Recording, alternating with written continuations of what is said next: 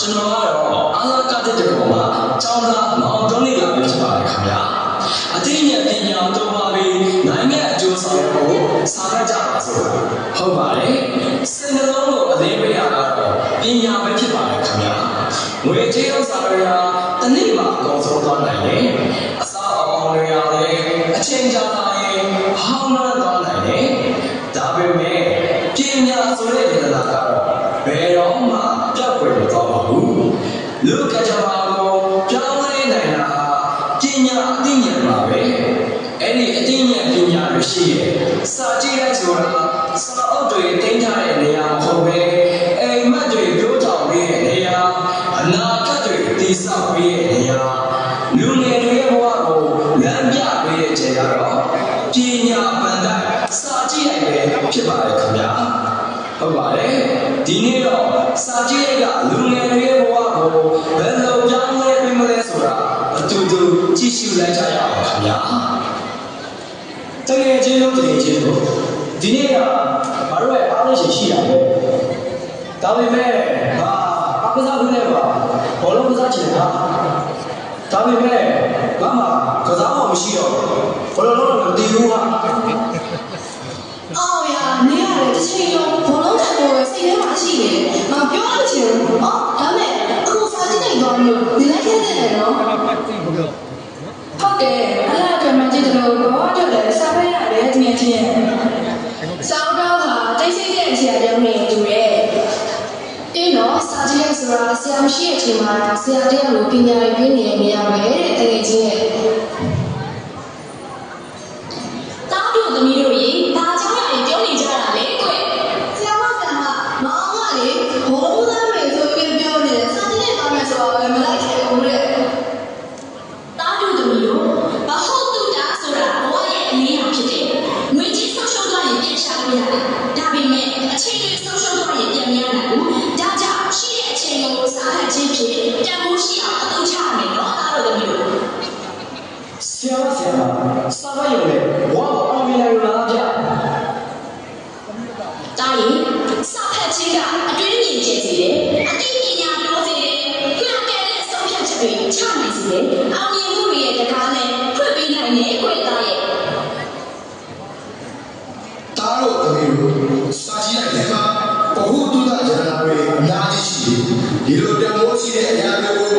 ပညာဗန္ဓာလို့ခေါ်ကြတယ်ကိုဆရာဒါဆိုစာကြည့်လိုက်ဆိုတာတမီးတို့အနာပညာပေးနေတဲ့နေရာပေါ့နော်မှန်တယ်တမီးစာကြည့်လိုက်ဆိုတာလူလိုက်အတွက်ဖွင့်လှစ်ပေးရတဲ့အခမဲ့ပညာရေးဗန္ဓာကြီးပါပဲကိုတမီးတို့လည်းညာဆိုအသိပညာပြောအောင်စာရင်းနဲ့ဖတ်ရမယ်ဟုတ်တယ်ဒီကတော့စာဖတ်တာဟာကိုယ့်ဘဝကိုတည်ဆောက်ပေးနေတာနော်ပညာရှိပြီးသိဉာဏ်ကျွဲမှာကိုယ်နိုင်ငံနဲ့တိုးတက်တာရမှာပေါ့တားလို့တမီးတို့တဲကြော်ချတာပဲအရင်အောင်လေးဒီလိုလေးပဲတားလို့တမီးတို့မျိုးစားတဲ့လူငယ်တွေလက်ထက်မှာတားမြစ်အရာခရှိနေဆိုတာမသိတဲ့နော်ဒါကြောင့်အသိဉာဏ်တော်ပါသည်နိုင်ငံအကျိုးဆောင်ရဖို့စာဖတ်ကြပါစို့စာဖတ်ခြင်းဒီဘုဒ္ဓဘာသာရေးတောက်တခြားဖြစ်သည်စာကြည့်လိုက်ပြီးစာအုပ်များသိမ်းထားတဲ့နေရာမဟုတ်စေကူအိမ်မက်တွေကိုမွေးဖွားပေးတာပညာဗန္ဓာဖြစ်တဲ့စာကြည့်လိုက်ပဲဖြစ်ပါတယ်ခင်ဗျာလူတရားရဲ့ဘဝကိုပြောင်းလဲပေးနိုင်တဲ့အရာတစ်ခုရှိပါတယ်တစ်ခုကအတွေ့အကြုံနောက်တစ်ခုကအသိပညာပဲဖြစ်ပါတယ်ဘာမှမဝေစုလို့မိမိရဲ့အသိပညာတွေကိုစာကြည့်လိုက်မှာစုရတယ်စာကြည့်လိုက်ကိုအထောက်ချပြီးပညာတွေကိုစုဆောင်းကြရမယ်ဒါကြောင့်စာဖတ်သူရဲ့ဘဝသား၍ပညာတို့ကအနာဂတ်နဲ့ဖြောင့်ပြနိုင်ကြပါစေလို့ကျွန်တော်တို့အလားကတဲ့ကောင်မှာကျောင်းသားကျောင်းသူများကစုမှုကောင်းတောင်းပေးလိုက်ပါစေခင်ဗျာ